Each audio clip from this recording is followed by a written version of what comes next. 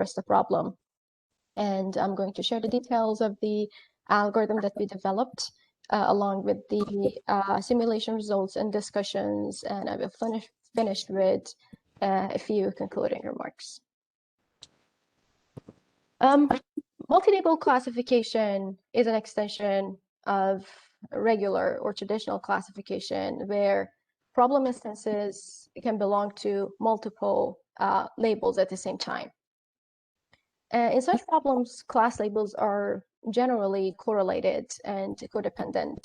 However, this dependency structure is unknown a priori, and learning and modeling that dependency is one of the challenges with the ongoing research in this area. The objective of training a multi-label classifier is to ultimately have an algorithm that is able to predict a set of relevant labels to a presented problem sample. One of the major motivations behind why multi-label approaches are gaining more and more interest every day is that researchers have been noticing that especially in problems where the data or video and image, one single label is not enough to describe the context of the problem. And using a single label has led to problems that are basically leaning towards a prototypical class, or ignoring the classes that are not observed very often.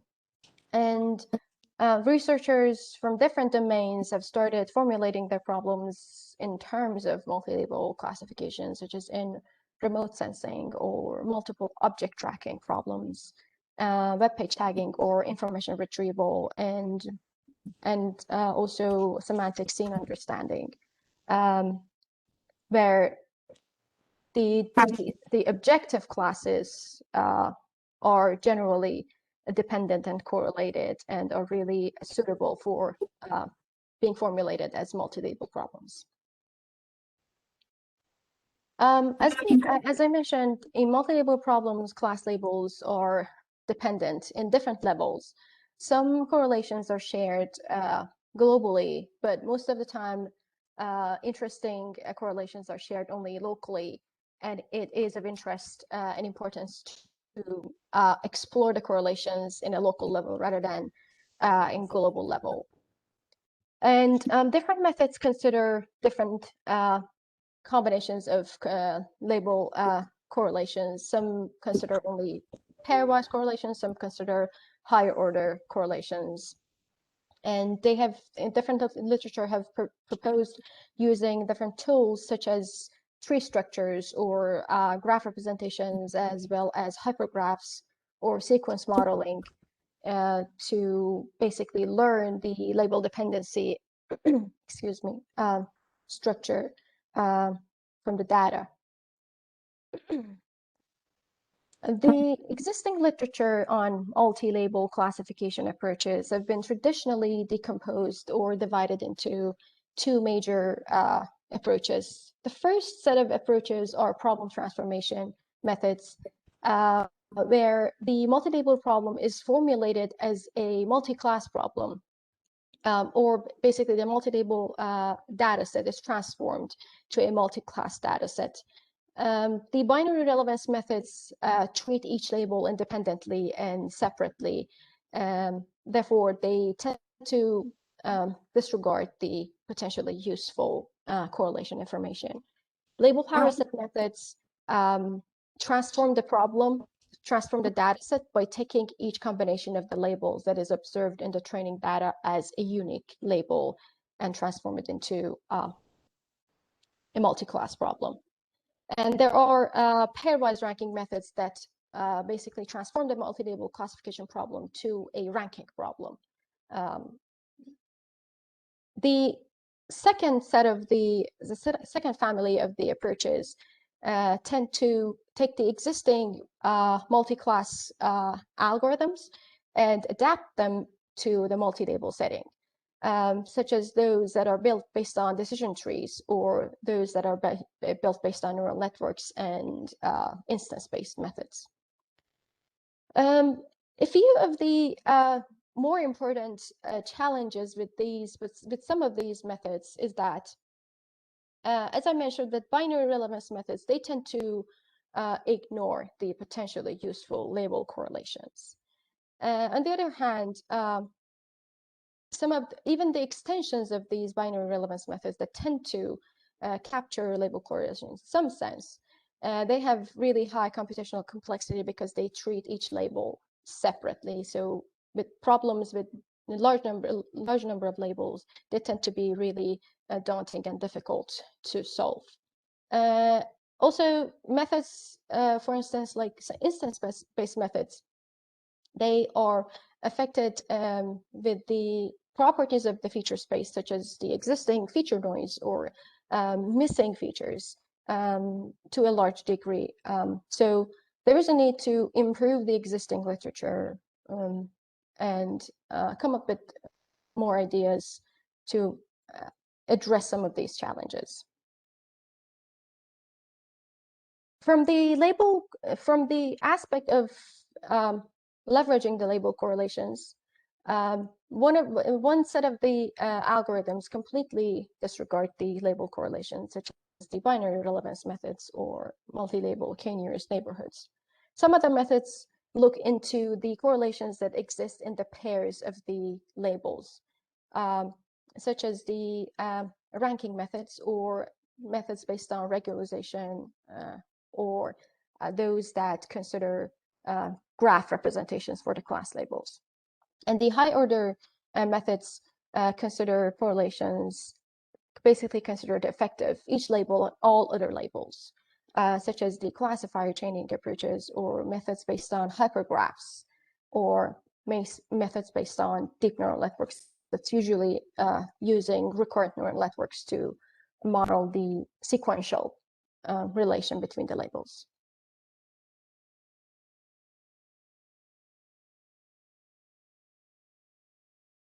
The methodology that we chose to address the multi-label classification problem is basically a family of classifiers, machine learning, a family of machine learning algorithms that are evolutionary and are rule-based. Some of their being one of their very important properties that makes them very much suitable to this problem is that they have a very flexible design, and because of this, they can be adapted to many different kinds of problem domains and problem frameworks. And they are evolutionary approaches, so genetic algorithms are used to search a problem space to find more appropriate and more accurate rules. And the model is in the form of an ensemble of locally generated rules in the form of if condition, then action. The supervised version of learning classifiers have been adapted to different problem frameworks, such as along with the convolutional neural networks and along with the regression and other classification problems that also take into account the expert knowledge prior to the training. And different researchers have applied these methods to problems such as sentiment analysis, autonomous robotics, medical diagnosis, cognitive modeling, and games. The framework of a learning classifier system consists of multiple components. The building blocks of the model are rules, where the condition of the rule encodes the input space, and the action of the rule is basically the response or the objective of the problem, which can be a class label in our case.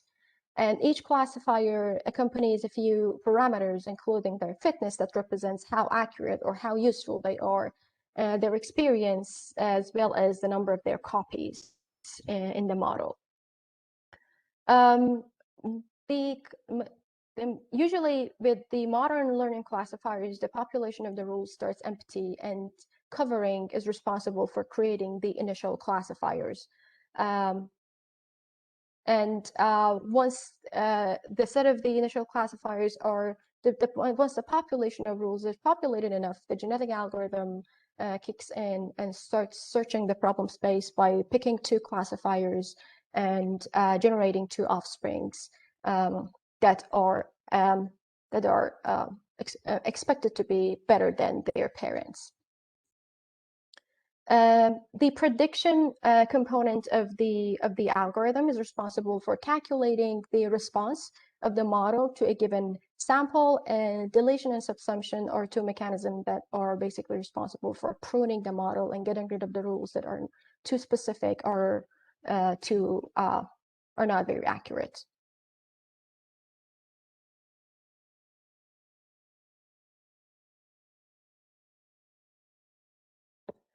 In our framework, we take the we follow the training procedure of the original supervised learning classifier and modified it to suit the multi-label classification setting, as well as implementing components that are going to potentially improve the predictive performance of the algorithm. So in our setting, the condition of the classifier is still a random hypercube in the input space. The action of the classifier is decided following two different approaches. In one approach, we looked into the label power set method, where each combination is basically treated as one distinct label and is assigned to the action of the classifier. And we later improved this strategy by refining these label combinations through leveraging the label correlations, label similarities that are observed in the training data to basically extract more correlated label subsets. Multi-label covering strategy is responsible for doing so, meaning that it extracts the pairwise label similarities and uses that information to refine the label combinations that are observed in the training data. For this purpose, we use the ground truth labels to calculate the label similarities. And in order to focus on the locally shared information, which, as I mentioned, it is more appropriate to look into the local local correlation rather than global information. We decompose the training data into C disjoint clusters and calculate the label similarities within each cluster and use that information to build a structured label similarity model using undirected weighted graphs. To build the label similarity graphs, we basically form the graph by assuming the nodes are the labels that are observed within each cluster of data.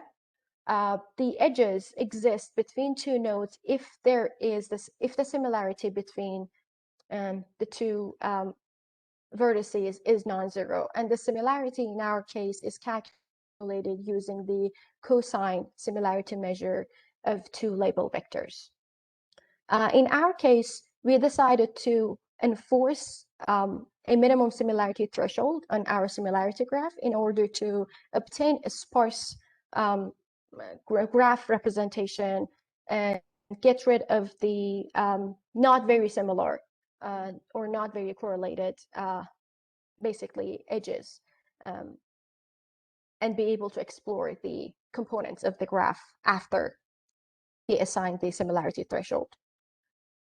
Once we obtain the label similarity graphs, we explored the connected components of the graph, motivated by the fact that these components are expected to basically contain those label combinations that are more correlated than those that we observed in the training data, because we looked at the multiple instances and explored the similarities between them. So for instance, in this case, the covering takes the label combination, the label set of the training sample, which we denoted as Y, and decomposes it into, for instance, two subsets, such as in the example, and creates two classifiers rather than one classifier.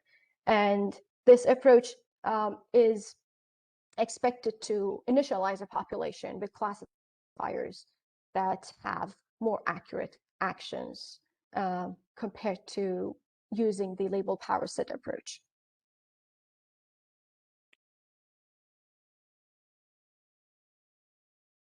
In our previous algorithms, as well as traditionally with learning classifier systems, the prediction of a model is calculated using the fitness of the individual classifiers. However, what we observed through the experiments was that, especially when the number of labels increases for each classifier, a single scalar fitness does not completely reflect the predictive power of one classifier. Therefore, we introduced a label-specific precision measure for each classifier, which basically reflects also the probability of observing one class label within the subspace that the classifier's condition covers. So we take the samples that a classifier covers and calculate the probability of observing each class label within that subspace. Once these precision measures are calculated, the multi-label prediction array is calculated in two steps. In the first step, we pick the union of all the predicted labels within the match set of an instance. And the reason for that was we have shown that doing so, we are able to generalize the performance of the trained algorithm to new or unseen label combinations, which is one of the challenges with LP-based learning approaches. So we take the union of all the trained labels and calculate a score value for each one of the predicted labels based on the precision or the probabilities of observing the label, which is weighted according to the number of the classifiers that predicted that label. Given the score vector for each predicted label for a given instance, we calculated the binary classification vector by thresholding the score values, where the threshold value is calculated by maximizing the area under the curve of the precision and recall curve.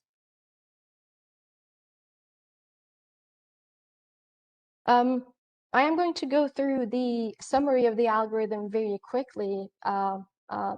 So compared to the previous settings of multi-label learning classifiers that had been proposed by us or other folks, what we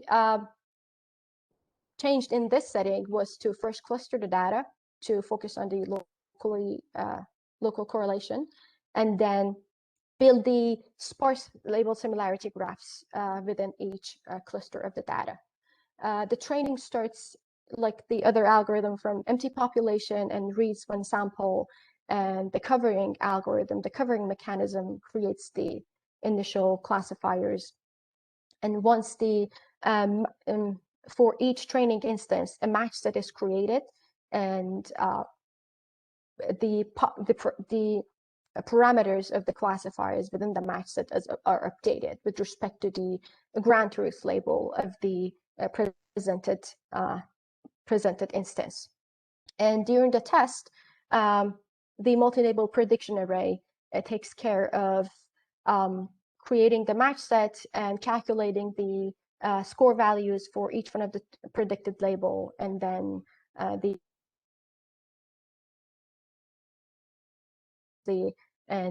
multi-label prediction, or the binary prediction vector, is provided for the evaluation, or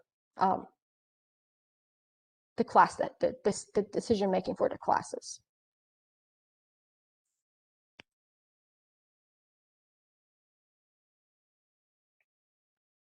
To validate the effectiveness of the mechanisms that we proposed, and to compare it to other existing approaches, we picked 5 image classification data sets, and each one of these data sets have different properties. In terms of the number of instances, they have small to medium sizes. The number of features varies somewhere between 100 and 500. Number of labels vary somewhere between 6 labels to 374 labels, which really makes the problem challenging because of the large number of labels. And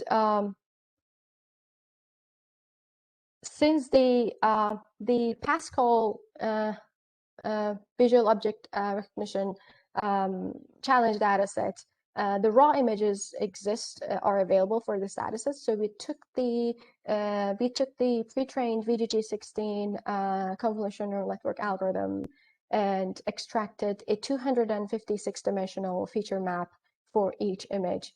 For the Pascal data set, we split the data into 70 and 30 percentage for training and test. For the rest of the data, the splits are already available on the repository, so I use the existing splits of the data.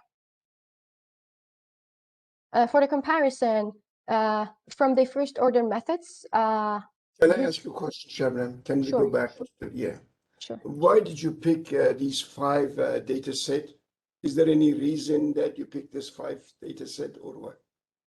What was the reason that you picked this 5 data set? Yes. So for the multi-label image classification data sets, to be honest, there is not many options when it comes to the classical approaches that solve the multi-label classification problem. So if you go to the repository that contains all the widely used benchmark data sets for multi-label data, the last 4 are almost the only image and video data that are available. And the first one, I picked the first one, which is not very widely treated as a multi-label data set. However, the images contain multiple tags, but not many researchers have looked into this data set in terms of a multi-label classification problem. And my reason for picking this data set was that I could have the raw images so that I could explore the response of the algorithm and compare it to the actual image that I knew the correct labels were, so I could gain more insight into how the algorithm is doing and where it's making a mistake, and maybe I could figure out what the reason was that was mispredicting.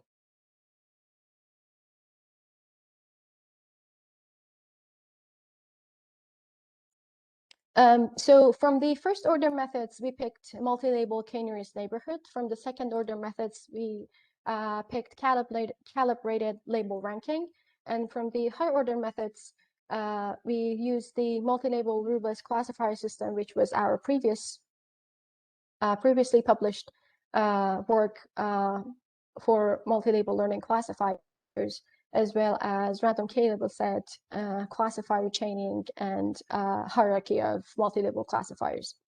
And whenever necessary, we use the binary support vector machine as the base learner for the methods that needed a base learner.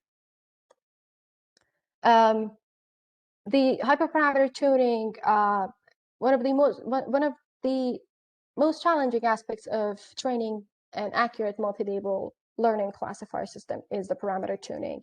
There are quite few parameters that need to be tuned for each problem.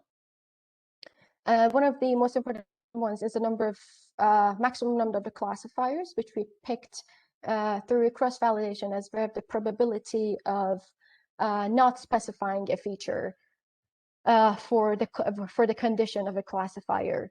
The minimum similarity threshold, which we picked again through cross-validation between 0 and 1.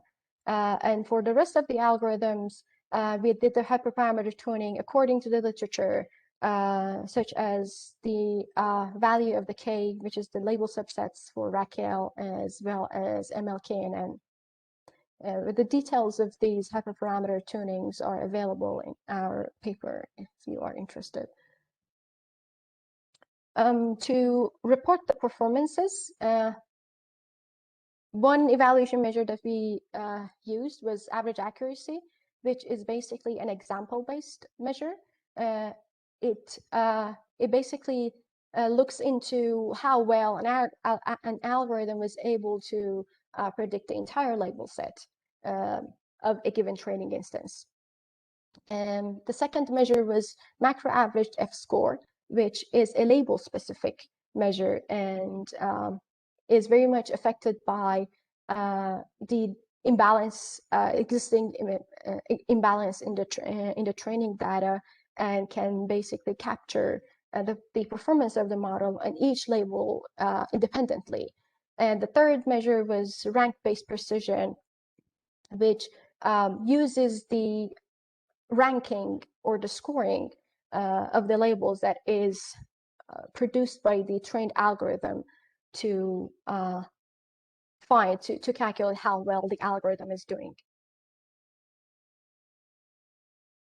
For the first set of our results, we looked into how well or if our proposed components for similarity guided covering as well as multi-label prediction array calculation was doing compared to the traditional structure that we used in the past. So for MLR is the algorithm that uses the LP approach and uses the fitness value to calculate the prediction array. MLCS1 is where we included the similarity guided covering mechanism, and MLCS2 is the one that we included both the covering and the prediction array mechanism at the same time, and we compared the performances step by step in terms of 3 evaluation measures. We then performed a Wilcoxon rank if the observed improvement in the performances is significant or not. According to the test result, we could see that the observed improvement is significant when we included the multi-label covering for all 3 metrics. When we added the multi-label prediction array, the improvement was significant in terms of average accuracy and F macro, and the precision, the rank-based precision, did not improve significantly. However, the p-value for the test is 0.051. It's just a smidge above 0.5, which could make it significant. To compare the performance to other selected multi-label classifiers, we again performed the experiments. Each one of the numbers that are presented in the table is the mean value of running each algorithm 10 times. And the relative rank of each method on each data set is presented within the parentheses next to their performance value. Under the average rank column, we can see how well each classifier is doing when its rank is averaged over all the selected benchmark data sets. And we can see that for all three metrics, our algorithm has the highest average rank compared to other methods that we included in our experiments. To investigate further, yes, so this table is basically summarizes what we saw in detail in the previous slide, where it shows the highest rank of the MLCS compared to other compared algorithms. To investigate further into the significance of the observed performance, the observed better performance of MLCS, we ran a Friedman rank test, which showed that the performances, the observed performances are not significantly different in terms of average accuracy and F macro measures. However, the differences of the performances of the compared algorithms are significantly different in terms of the rank precision of their outputs. So we further investigated this this result using a critical distance test that is basically going to see how significant the differences between the observed performances are. In a critical distance diagram, those methods that are not significantly different are connected with a line, where we can see here that the performance of MLCS seems to be significantly better than Homer and Raquel. However, it's not very significantly better than multi-label k-nearest neighborhood or CLR or ECC. And I used a significance value of 0.05 to run this test. One of the features of the algorithm that we developed, thanks to the existing raw images of Pascal VOC dataset, is that for a given test instance, the algorithm creates scores or the confidence values for each predicted label, and plots a similarity graph for the predicted labels, where the similarities are basically those that are calculated from the training data. We can see that in most cases, or maybe I need to correct that, it's not, in these three images, the first label is the one with the highest confidence. That is a correct label. There are some labels that are not ranked very accurately, and there are some labels that are predicted that are not relevant, but they have relatively lower confidence compared to those that are predicted more confidently.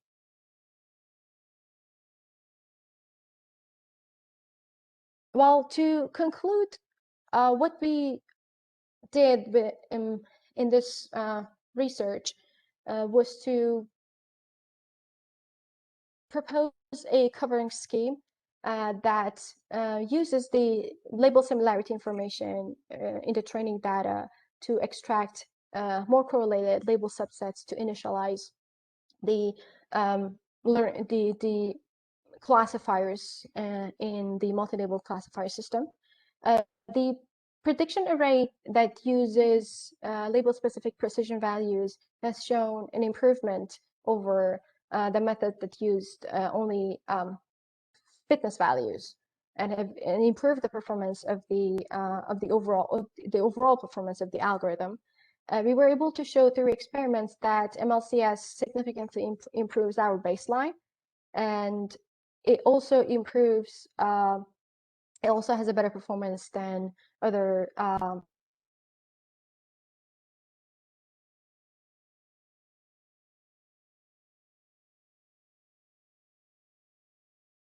calibrated label ranking. One of the things that is very interesting and important to be further investigated is the sensitivity of the model to certain parameters, such as the minimum similarity threshold And also, one would argue that maybe calculating the fitness using the Hamming loss measure is not the best strategy to pursue. So it has a merit to look into and investigate more into the performance of the model if we change the fitness evaluation and use different measures. And this was it. Thank you all very much for listening. Okay. Okay, thank you so much, Shabnam. You're welcome. Okay, is there any question from cyberspace for her? Any question from cyberspace? Okay. While others are thinking about asking you a question, let me ask a couple of questions myself. One is there any way that you can extend your proposed method to classify unseen images or unseen labels and come up with a new classification like zero shot technique?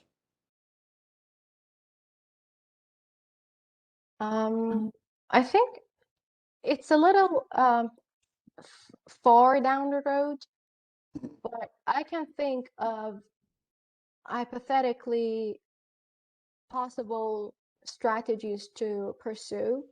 Um, one of the ways that might seem possible is to use a different encoding for the class label rather than using integer encoding. For instance, using vector embedding for each one of the class labels, which will provide us with a continuous space to search. There, just like how genetic algorithm searches through the input space, it might be possible for the genetic algorithm to search through the output space and try to find other representations. However, I never experimented with this, and given the fact that the algorithm is iterative and the problem space is already big for the genetic algorithm to search, and adding, for instance, for a problem with 300 labels and a vector embedding of the words, which from what I've seen, the smallest is usually 50 dimensional. It will become a quite very large space to search. So from the feasibility point of view, that needs to be definitely investigated. But I can see that this might be a plausible direction to look into. Okay. Thank you, Shabnam. Sure. Okay. Can we go back to slide number 22? Yes. Okay, in here, what you have, for example, cat to horse, or cat or cow to horse, you have 0.4510 confidence. Is that right? This is how much there. Is this the first image? Yeah, the first one, yes. So could you repeat the question? Okay, the one to my left. Okay. The first figure, basically, the first image. Although the association is wrong, but what do you think was the problem in here? Is this because of the way that you're using cosine similarity, or what are the what are the possible reason why it is finding cow as similar to horses?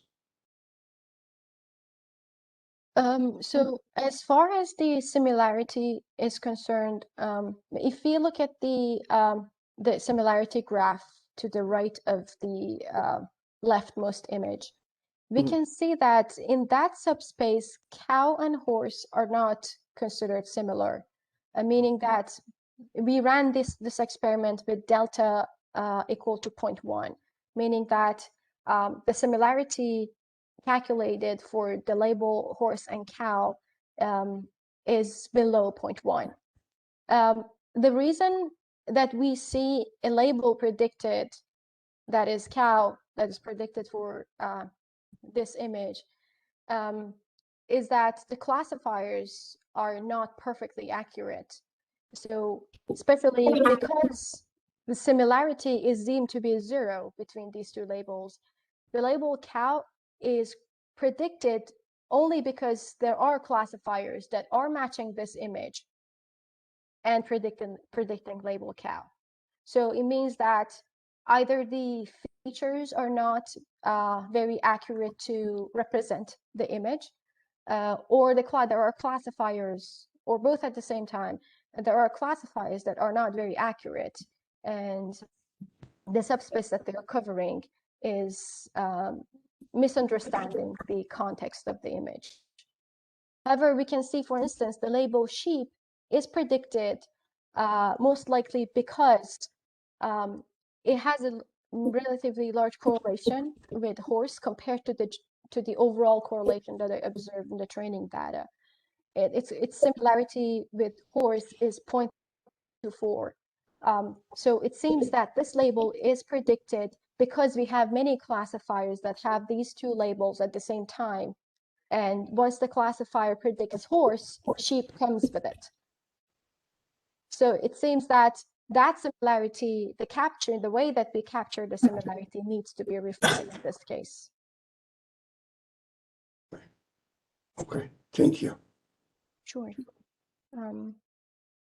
Rabbi has sent a question for you. Yes, I am looking at the chat.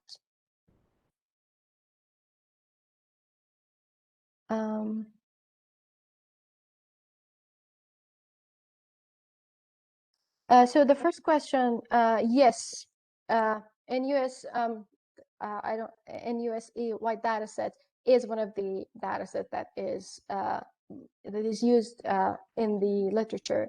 However, the number of samples is very large, which becomes intractable for the algorithm to train through.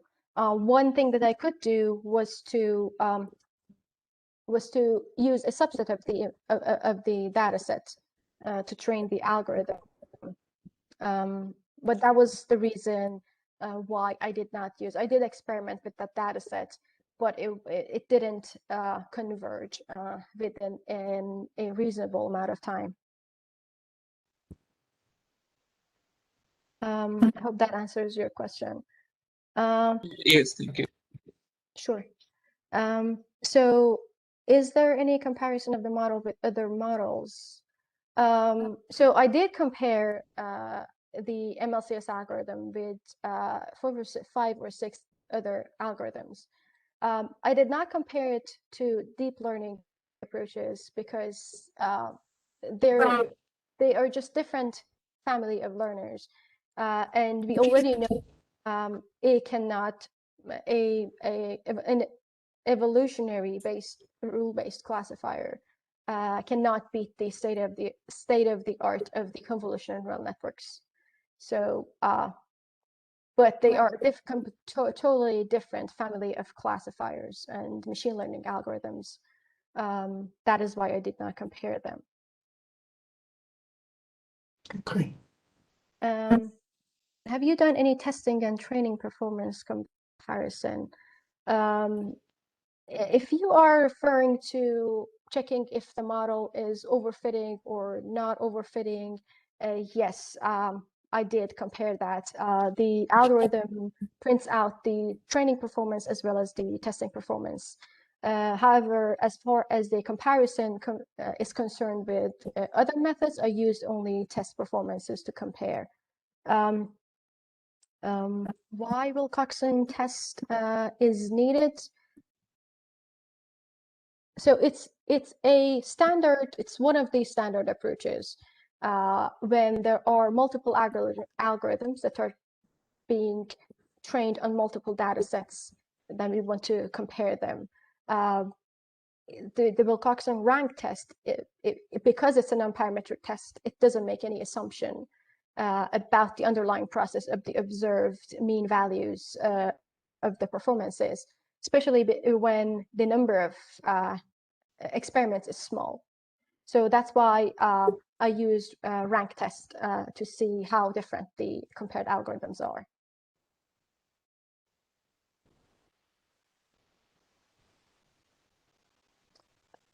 So CD diagram is not a performance metric, but is a statistical test to see if the observed difference in the performances is significant according to the Fridman test and how significant they are. So critical distance test calculates a critical distance value, which in this case was about 3.01 or 3.05, which is a function of the number of algorithms that are compared and the number of data sets that the experiments are conducted on. And uses two, I have seen two different statistics that this approach is tested on. One is Bonferroni-Dunn statistic, and the other one is the Nemenu statistic. And Bonferroni-Dunn statistic basically takes one method as a control method and compares it to other methods in a pairwise manner. And therefore, compared to a Nemenu test, it has a better representation power. So that is why we chose critical distance test with the Bonferroni-Dunn statistic. And the implication of it is that if the difference between, so in the horizontal line, there is the rank values of the compared algorithms from the graph on the left. And if the difference between the ranks of the compared algorithm is smaller than critical distance value, then the null hypothesis is not rejected, meaning that the improvement or the better performance of, for instance, MLCS compared to MLKNN is not significant. However, it is significant compared to Homer and Raquel.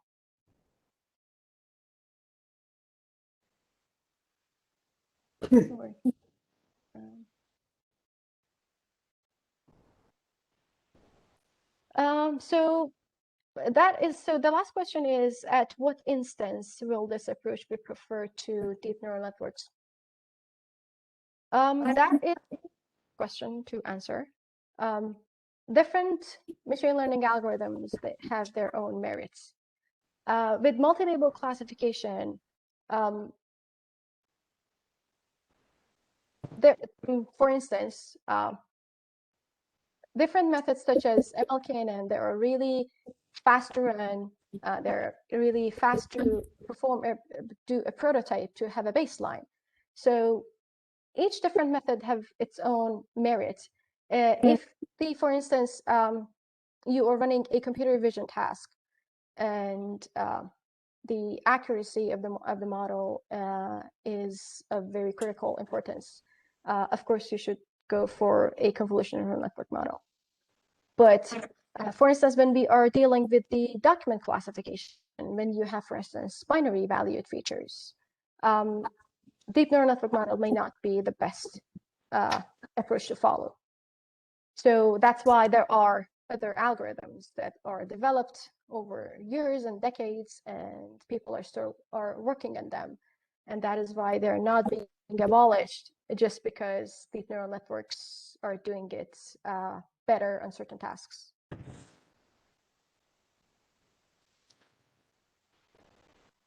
Okay. Thank you, Shabnam. Sure. Is there any other question from Shabnam? Any other question?